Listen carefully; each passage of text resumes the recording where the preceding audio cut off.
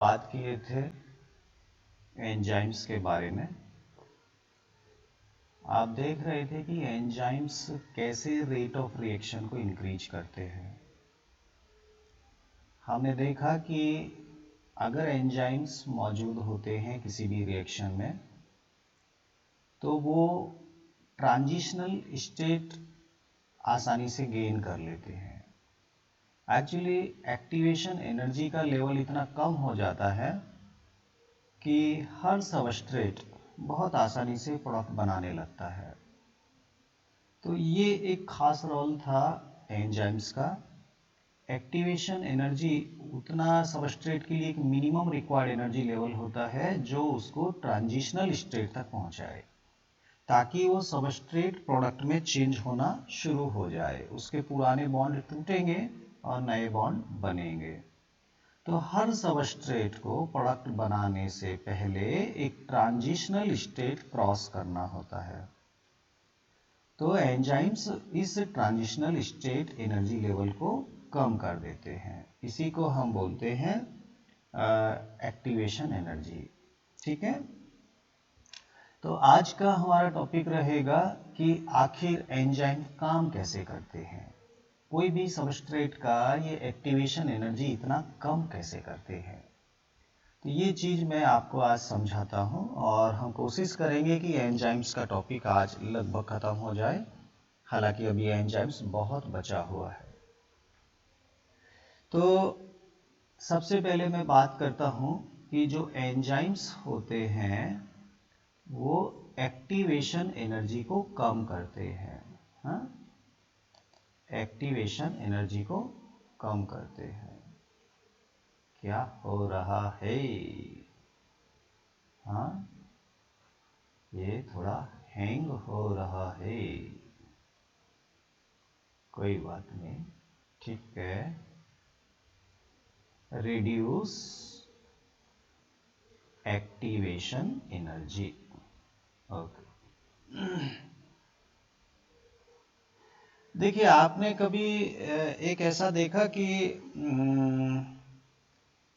कोई nut bolt आपको खोलना है और आप ताकत लगा रहे चाबी से, पूरा उसको घुमा रहे, लेकिन जब आप घुमा रहे तो जो बोल्ट है वो भी पूरा घूमता जा रहा है। ऐसा कभी आपने फील किया होगा। तो उस नट को, उस बोल्ट को खोलना बहुत मुश्किल होता है। ठीक है, एक्चुअली आपका मान लीजिए इसमें एक बोल्ट लगा हुआ है, आप इसको खोलना चाह रहे, आप इसको खोल रहे, घुमा रहे, तो ये पूरा बॉक्स भी आपका घूमता जा रहा है, तो आप इसको खोल नहीं पाते। अब क्या करना है, इसको एक बड़े से शिकंजे से पैक कर देना है। इसको क्या करना है, एक बड़े से कोई शिकंजा होता है ना, जिससे उसको पकड़ लेते हैं, दबा लेते हैं, बांध देते हैं। मिस्त्री के पास एक होता है गोल गोल गोल गोल घुमाने वाला, उससे अगर आपने इसको बांध दिया, पकड़ दिया और फिर आप नट बोल्ट घुमा रहे हैं तो अब ये आसानी से खुल जाएगा। ठीक ऐसे ही एंजाइम्स क्या करते हैं, जो आपका सबस्ट्रेट होता है उसको एकदम जकड़ लेते हैं, एकदम बांध देते हैं। बांध देंगे तो एकदम पूरा पैक हो जाएगा, पूरा उसको दबा देंगे, उसको पैक कर देंगे तो उसके बॉन्ड लूज हो जाएंगे और वो आसानी से प्रोडक्ट में चेंज हो जाएगा। जस्ट एंजाइम्स क्या करते हैं, सबस्ट्रेट को एक इस तरह से पैक कर देते हैं कि उसके अंदर के बॉन्ड लूज हो जाएं और वो आसानी से प्रोडक्ट बना ले। बस यही करता है एंजाइम। मैंने बताया था एंजाइम क्या है, एंजाइम प्रोटीन ही है। तो प्रोटीन है एंजाइम, तो इसका मतलब इसकी स्ट्रक्चर कैसी होगी। मैंने आपको प्रोटीन का स्ट्रक्चर बताया था कि अमीनो एसिड का धागा ये प्राइमरी स्ट्रक्चर हो गया, एक्चुअली ये स्पाइरल होता है, ये सेकेंडरी स्ट्रक्चर हो गया। और ये स्पाइरल ऐसा नहीं होता, ये इस तरह से कॉम्पैक्ट होता है, इस तरह से। तो जब ये आपका इस फॉर्म में प्रोटीन है, थर्ड स्ट्रक्चर में प्रोटीन है, तो आप देखेंगे कि इस पे बीच बीच में कहीं कहीं पे ये ग्रुप्स जैसे स्ट्रक्चर पाई जाती है, ये ग्रुप्स जैसी स्ट्रक्चर पाई जाती है। हाँ? और इन्हीं में से कुछ ऐसी साइट होती है जो सबस्ट्रेट को चिपका लेती हैं, जोड़ लेती हैं। देखिए आपका जो ये थर्ड स्ट्रक्चर में कुछ इस तरह का स्ट्रक्चर बनेगा, अंदर वो पूरा धागा उलझा हुआ है, तो आपको यहाँ पे ये इस तरह के कुछ पॉकेट्स जैसी स्ट्रक्चर दिखाई देंगी, पॉकेट जैसी। हाँ, ये एक्चुअली सबस्ट्रेट को पकड़ने का काम करती हैं, सबस्ट्रेट को पैक कर लेती हैं ये। इनको हम बोलते हैं एक्टिवेशन साइट। इनको क्या बोलते हैं? Activation site. एक्चुअली सबस्ट्रेट को एक्टिवेट करती हैं ये जगह, यहीं पे इनको सबस्ट्रेट को पैक किया जाएगा इन पॉकेट्स में। ये पॉकेट जैसी जो स्ट्रक्चर आपको दिख रही है, इनमें ही पैक किया जाएगा। और मैंने आपको बताया था कि हर प्रोटीन का स्ट्रक्चर कुछ यूनिक होता है, तो उसके ये पॉकेट का शेप और साइज, शेप एंड साइज भी बहुत यूनिक होता है, और एक पर्टिकुलर सबस्ट्रेट ही इन एक्टिव साइट में पैक हो पाता है। ऐसा नहीं है कि कोई भी सबस्ट्रेट आए और इन एक्टिव साइट में पैक हो जाए। हाँ, ये बहुत यूनिक साइट होती हैं, एक्टिव साइट। मैं इसको एक सिंपल, एक छोटा सा फोटो से आपको सिंपल समझा सकता हूं। जैसे मान लीजिए ये कोई एंजाइम्स है और इसमें ये इस तरह की कुछ पॉकेट्स बनी हुई है। ये मान लीजिए कुछ पॉकेट्स बनी है, ये क्या है? एक एंजाइम है।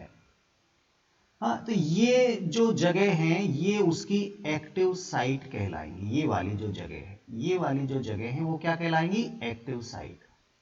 यहां से वो किसी भी सबस्ट्रेट को पकड़ेगा, लेकिन सबस्ट्रेट कैसा होगा? जो इस एक्टिव साइट में फिट हो जाए। जैसे मैं मान लीजिए यहां पे एक इस तरह का एक सबस्ट्रेट बना रहा हूं जो इसमें पैक हो जाएगा। ये मान लीजिए कोई सबस्ट्रेट है, ये क्या है? सबस्ट्रेट है।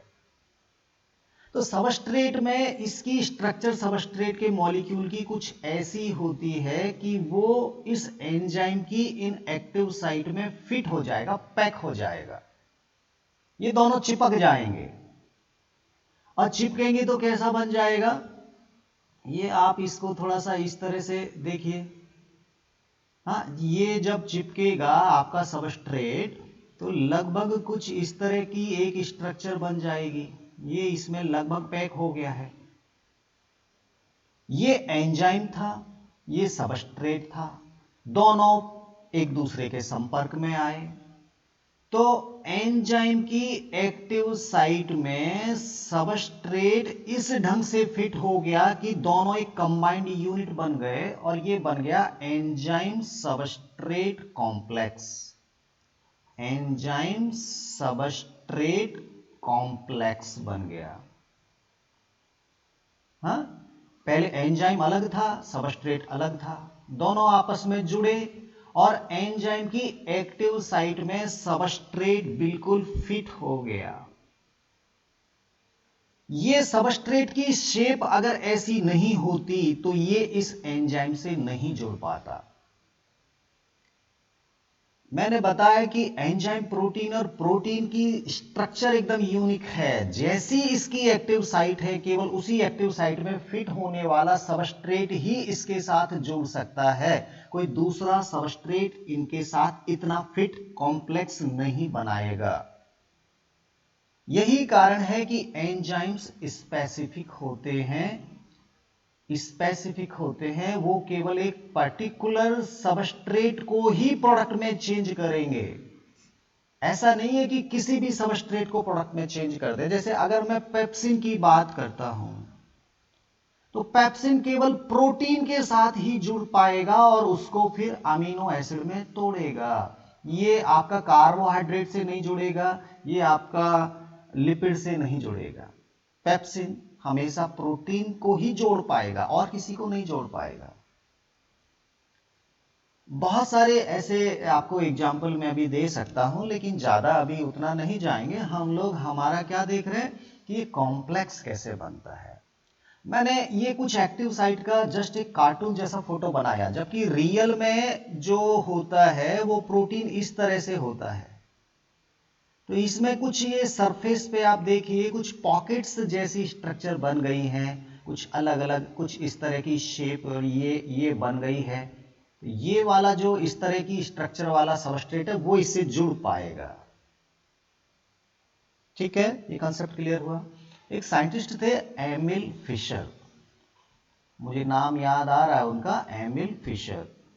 उन्होंने एंजाइम के फंक्शन को समझाने के लिए एक कंसेप्ट दिया, लॉक एंड की कंसेप्ट, लॉक एंड की। उन्होंने बताया कि जैसे एक पर्टिकुलर ताले को एक स्पेसिफिक चाबी खोल सकती है। एक्चुअली चाबी के अंदर आगे जो शेप होती है वो ताले के अंदर जो लॉक लगा है उसकी शेप से बिल्कुल मैच करती है और ताले को खोल देती है। ठीक ऐसे ही एंजाइम हो गया आपका चाबी और ये सबस्ट्रेट हो गया लॉक। तो इस लॉक में एक स्पेसिफिक चाबी ही लगेगी, दूसरी चाबी नहीं लगेगी। जैसी अगर ये जो एंजाइम है as per the shape of the substrate, एक स्पेसिफिक एंजाइम ही उससे अटैच हो पाएगा, केवल वही उससे जोड़ पाएगा।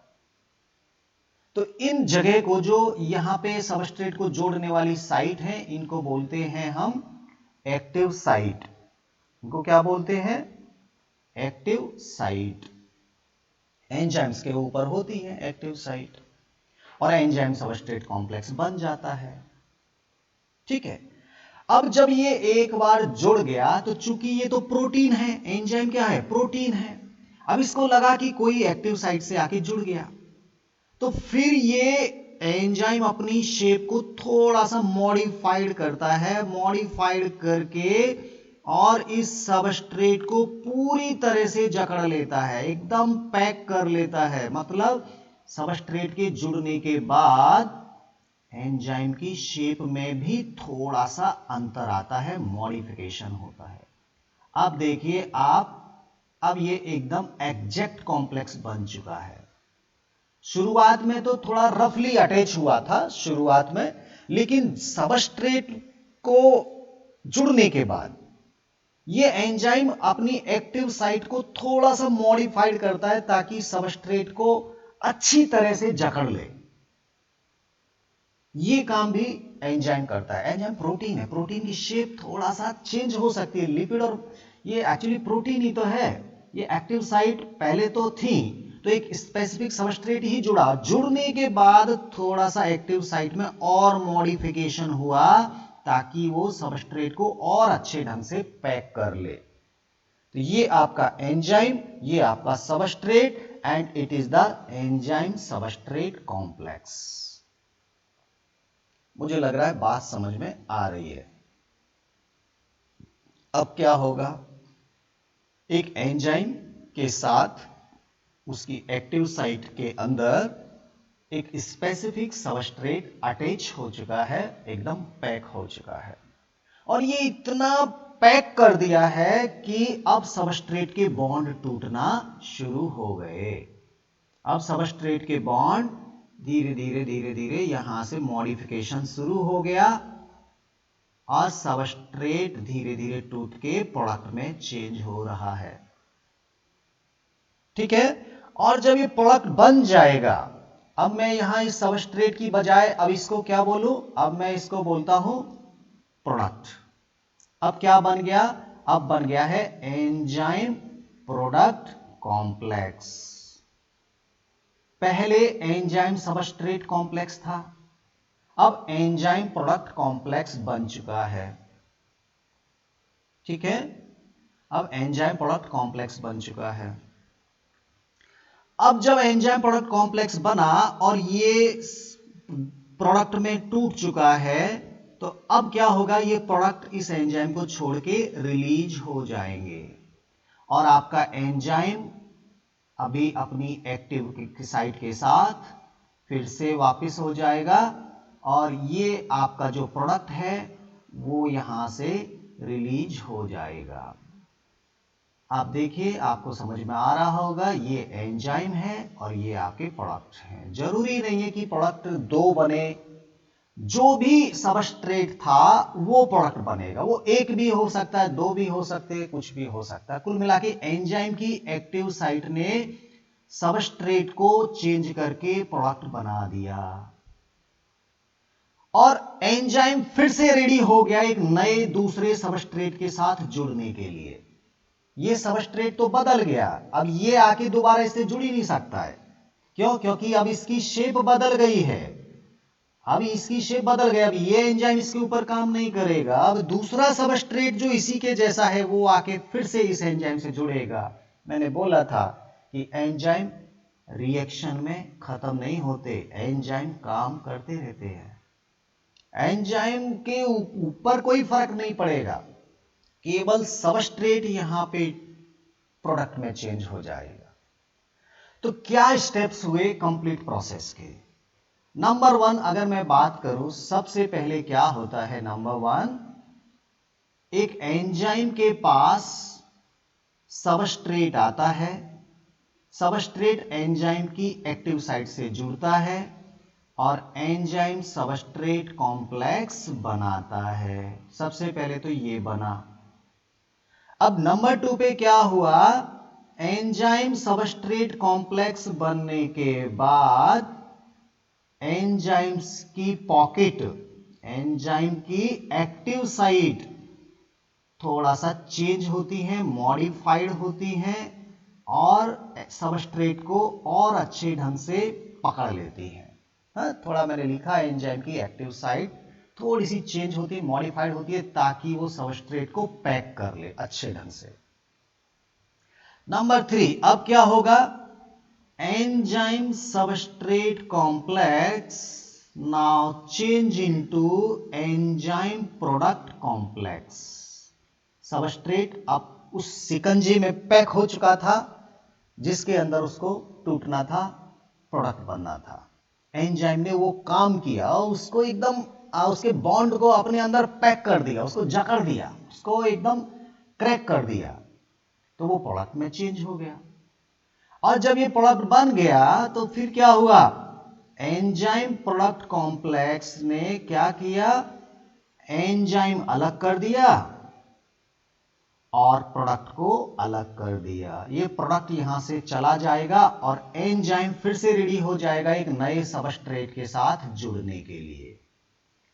ये पूरा काम लगातार चलता है। ये एंजाइम की एक्टिव साइट ही है जो एक्टिवेशन एनर्जी को, पहले तो इतनी ताकत लगानी पड़ रही थी नट बोल्ट को खोलने के लिए, फिर भी नहीं खोल रहा था। अब क्या है, उसको बढ़िया से पैक कर दिया, अब तो वो सट से खुल जाता है तुरंत से। ये एक्टिवेशन एनर्जी का लेवल डाउन कर दिया एंजाइम ने, पहले बहुत ज्यादा लेवल था। तो मुझे लग रहा है कि पूरी प्रोसेस आपको समझ में आ रही होगी। ठीक है, बहुत ही सिंपल है। अगर आप थोड़ा सा कोऑपरेट करेंगे तो मैं इसको आज फिनिश कर सकता हूं। ठीक है, ओके। अब हम बात करते हैं कि भाई एंजाइम की जो एक्टिविटी है, कौन कौन से फैक्टर हैं जो एंजाइम की एक्टिविटी को प्रभावित कर सकते हैं। हम फैक्टर की बात करेंगे, एंजाइम एक्टिविटी को कौन प्रभावित करेगा।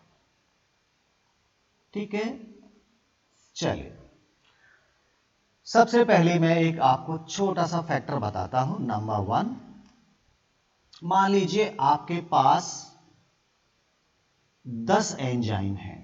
कितने एंजाइम हैं? 10। और वहां जो सबस्ट्रेट है वो आपके पास केवल 2 है। सबस्ट्रेट कितने हैं? 2। अब देखिए रेट ऑफ रिएक्शन की बात करते हैं, रेट ऑफ रिएक्शन की।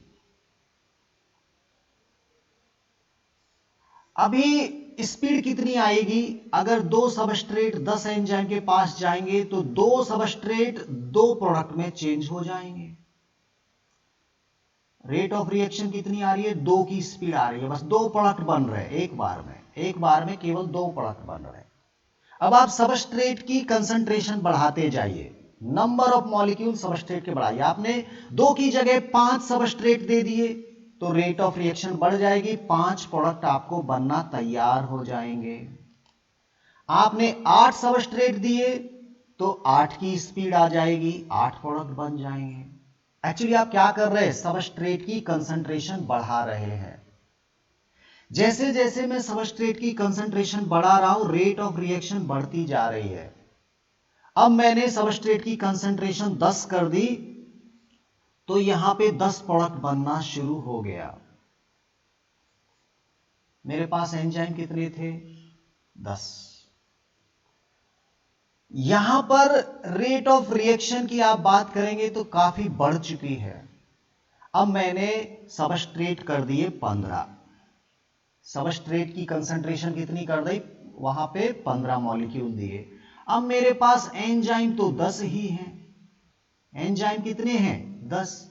तो क्या 15 के 15 सबस्ट्रेट इधर एंजाइम से जुड़ पाएंगे? नो, केवल इनमें से 10 ही जुड़ पाएंगे, 5 को तो इंतजार करना पड़ेगा। तो यहां पर चाहे अब मैं सबस्ट्रेट की कंसंट्रेशन कितना भी क्यों ना बढ़ा दूं, मेरा स्पीड तो 10 का ही आने वाला है, क्योंकि इतनी और ज्यादा सबस्ट्रेट की कंसंट्रेशन बढ़ाने के लिए एंजाइम्स तो है ही नहीं। इसका मतलब अगर मैं बात करूं, एक ग्राफ मैं आपके सामने बनाऊं, तो जैसे जैसे आप कंसंट्रेशन बढ़ाएंगे रेट ऑफ रिएक्शन बढ़ेगी, रेट ऑफ रिएक्शन बढ़ेगी, लेकिन एक लिमिट जाने के बाद रेट ऑफ रिएक्शन कांस्टेंट हो जाएगी। ये आपका 10 प्रोडक्ट बनाने की पावर थी, और ये मान लीजिए यहां पे आपने कंसंट्रेशन 10 का किया था, तो ये ही इसकी मैक्सिमम रेट ऑफ रिएक्शन रहेगी। ये आपको बहुत आसानी से समझ में आ गया होगा। शुरुआत में सबस्ट्रेट की कंसंट्रेशन बढ़ाने से रेट ऑफ रिएक्शन बढ़ती है, लेकिन एक मैक्सिमम वेलोसिटी आने के बाद, रेट ऑफ रिएक्शन मैक्सिमम आने के बाद वो एक कांस्टेंट हो जाती है। अब आप चाहे कितने भी सबस्ट्रेट कंसंट्रेशन बढ़ाओ, rate of reaction can not be increase.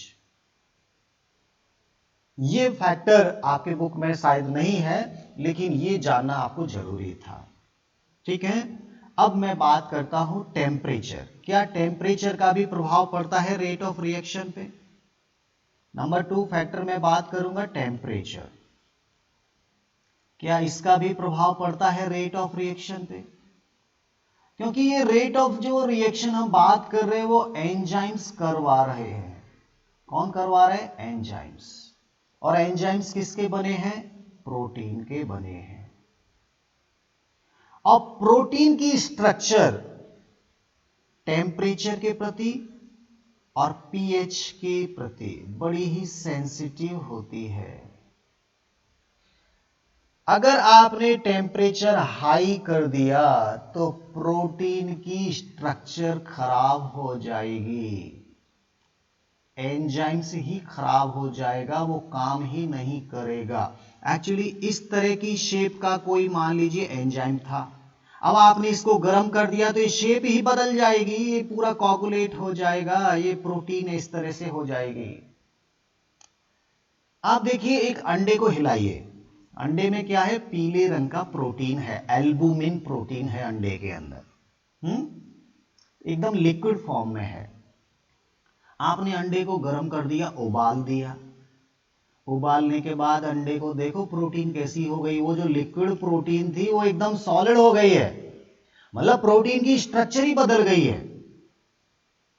दूध में आपने थोड़ा सा दही डाला या नींबू डाल दिया, हाँ आपने क्या डाल दिया? लेमन।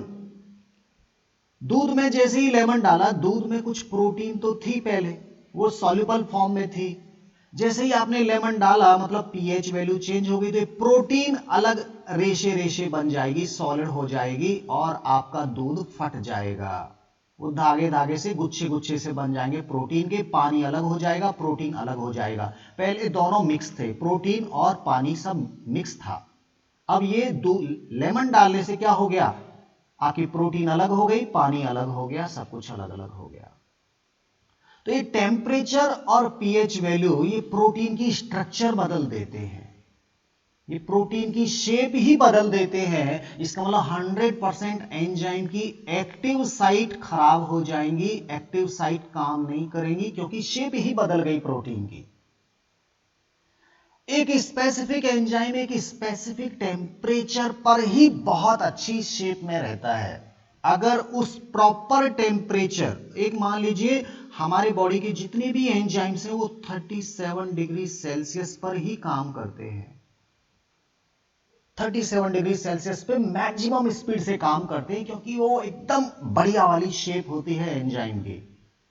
अगर आप इसका टेम्परेचर बढ़ाना शुरू कर दें, हमारी बॉडी का टेम्परेचर बढ़ते बढ़ते बढ़ते बढ़ते 50 डिग्री सेल्सियस हो गया, तो आपके एंजाइम्स की एक्टिविटी कम होती चली जाएगी, क्योंकि एंजाइम्स शेप मेंटेन नहीं कर पा रहे। तो ये एक ऑप्टिमम टेम्परेचर है जिस पर एंजाइम मैक्सिमम वेलोसिटी से काम करता है। ऑप्टिमम टेम्परेचर, ऑप्टिमम टेम्परेचर क्या होता है?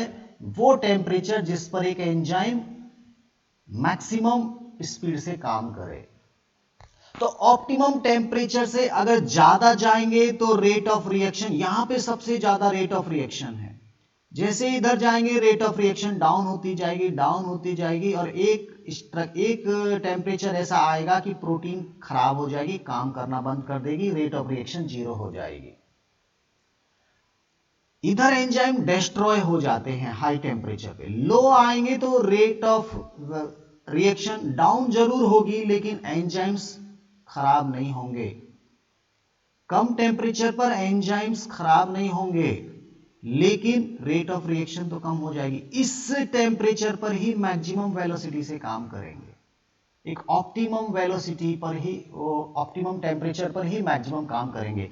उसके बिलो जाने पर भी एंजाइम काम नहीं करेंगे, उसके ज्यादा जाने पर भी एंजाइम काम नहीं करेंगे। अगर ज्यादा जाएंगे तो एंजाइम खराब हो जाएंगे परमानेंट। लेकिन हमको नेचर में कुछ ऐसे एंजाइम भी मिले जो 100 डिग्री सेल्सियस पर भी काम कर रहे थे। वो कुछ स्पेसिफिक बैक्टीरिया होते हैं जो गर्म पानी के झरनों में पाए जाते हैं, जो हॉट स्प्रिंग होती हैं, हॉट स्प्रिंग, उनके अंदर वो पाए जाते हैं उबलते पानी में। 100 डिग्री सेल्सियस के पानी में भी कुछ बैक्टीरिया होते हैं, और बैक्टीरिया के अंदर भी एंजाइम होते हैं, क्योंकि बैक्टीरिया एक लिविंग सेल है, उसके अंदर भी केमिकल प्रोसेस चल रही है। तो वो कुछ स्पेसिफिक एंजाइम है जो अपनी स्ट्रक्चर 100 पर भी मेंटेन करते हैं। उनको हम थर्मोस्टेबल बैक्टीरिया बोलते हैं। थर्मोस्टेबल एंजाइम्स उनके पास होते हैं, इसीलिए वो ऐसा कर पाते हैं। अगर हमारे जैसे एंजाइम उस बैक्टीरिया में होते तो बेचारे मर जाता।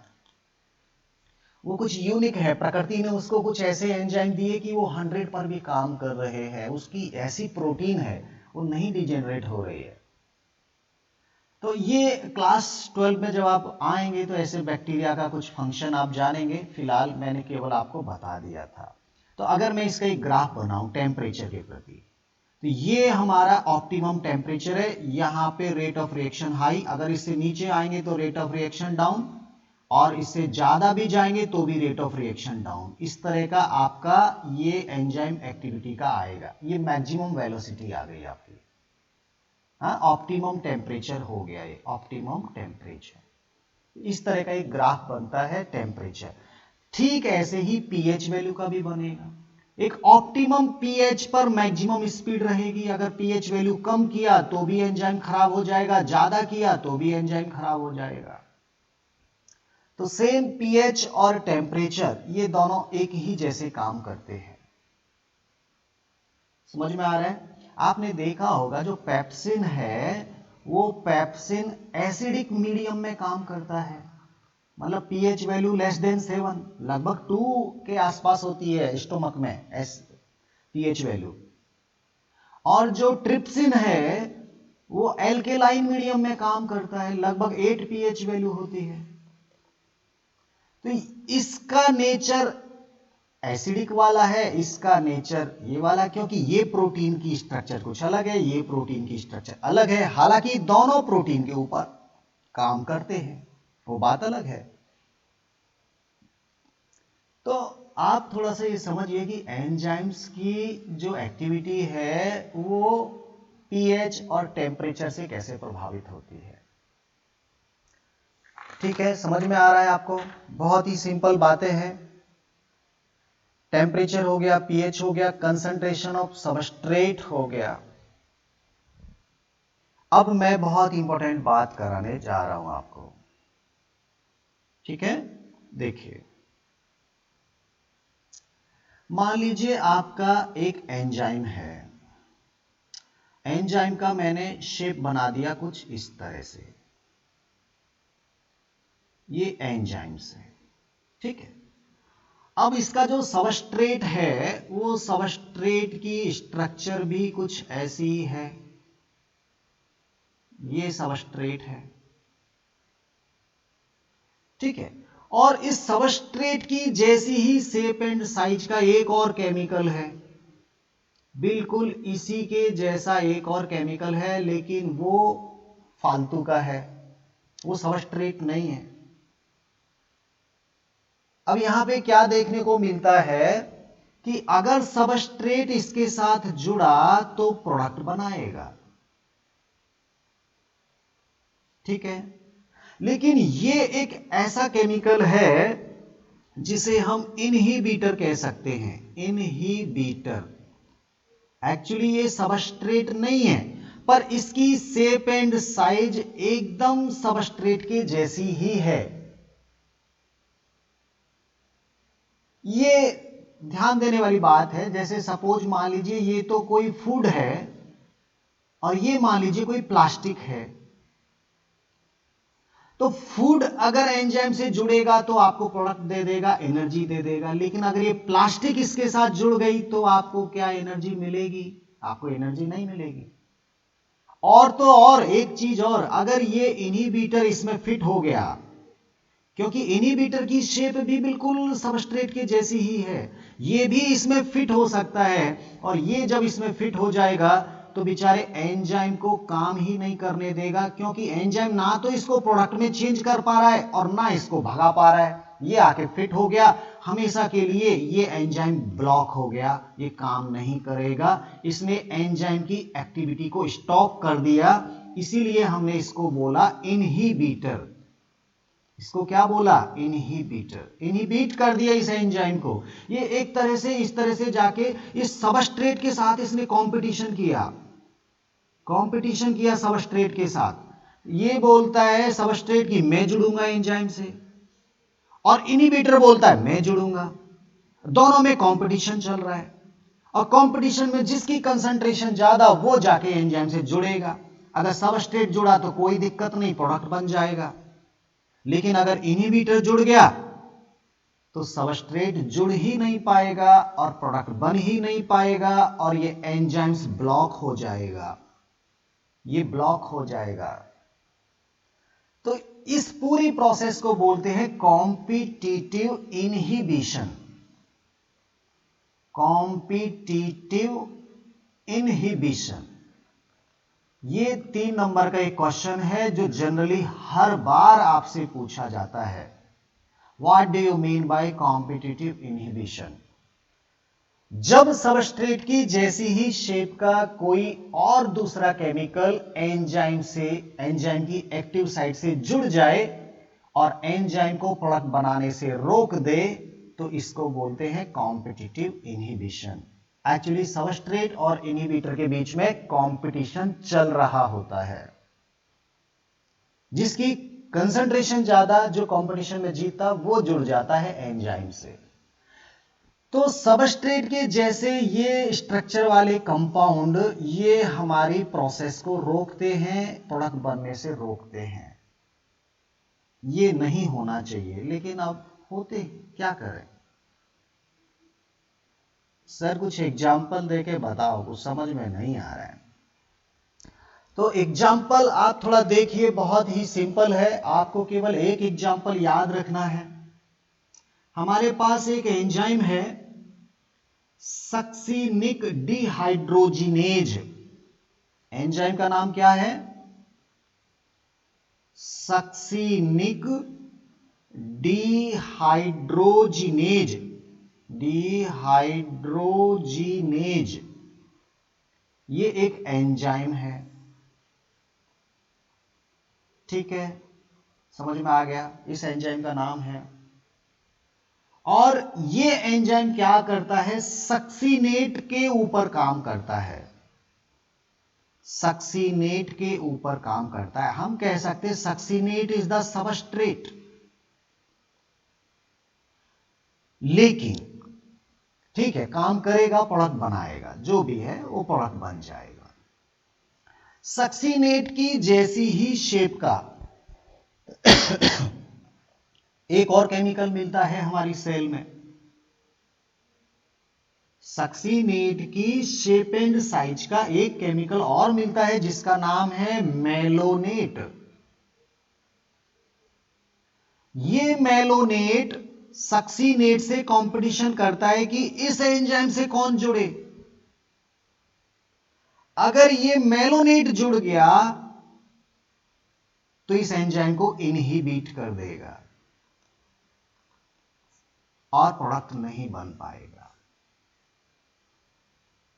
सो malonate is the inhibitor. Malonate क्या है? मेलोनेट एंजाइम को इनहिबिट करने वाला एक केमिकल है जिसकी शेप एंड साइज सक्सीनेट के जैसी होती है।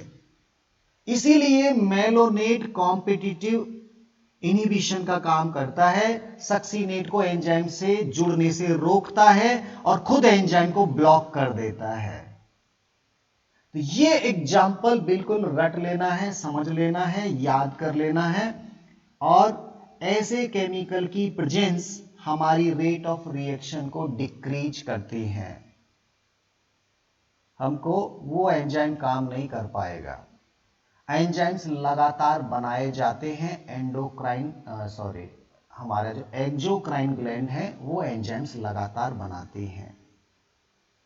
एक्सोक्राइन ग्लैंड ही एंजाइम्स बनाती हैं, ठीक है। और एक स्पेसिफिक ऑर्गन में ये एंजाइम बनते हैं और with the help of duct ये स्पेसिफिक लोकेशन पर ड्रॉप होते हैं। स्पेसिफिक लोकेशन पे इनको एंजाइम्स को ड्रॉप किया जाता है जहां पर ये सबस्ट्रेट के साथ जुड़कर प्रोडक्ट बनवाते हैं। तो ये एंजाइम्स की कहानी आपको बहुत कुछ समझ में आई होगी, ठीक है। अभी बज गए हैं 10।